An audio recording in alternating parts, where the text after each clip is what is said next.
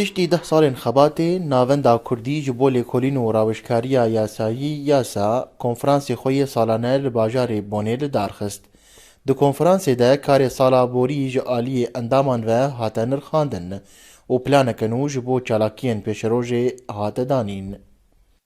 دانوستاندن دەستگەهێن دیبلۆماسی ئەڵمانی ئەمێ بوارەژی بدن و بستینن چەند چالاکی تریژی ساڵا 2016 دا ئەمێلدار بخن ئەوژیش بۆ پشتگیریە ئەندامێن یاسا پەروەردەکردنا ئەندامێ یاسا چاوە کۆمەلا برێڤە بن بە چرەنگی دانوستاندنên دەستگەهێن ڕەسمی ئەڵمانی بکن ئەوژی حتا ساڵا 2017 بەردەوام بن ئەف چالاکی ئەم گرانیا خۆشی ئەم دخوازن بکن ڕۆژاوای کوردستانê de. Babeta federaliyê yek ji mijarên giring diyasa de ye. Konavendê bixwe lêkolîneke fireh li ser wê amade kiriye. Lewre nerîna wê di vê projeyê de zelal e.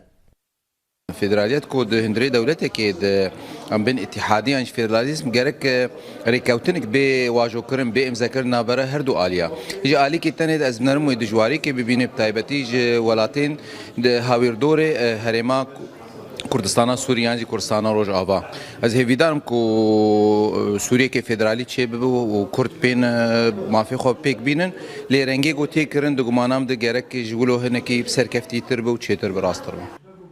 Jibîlî karê mafên mirovan yasa bi karê dîplomasî jî radibe û salane wî karî bi pêş vedibe.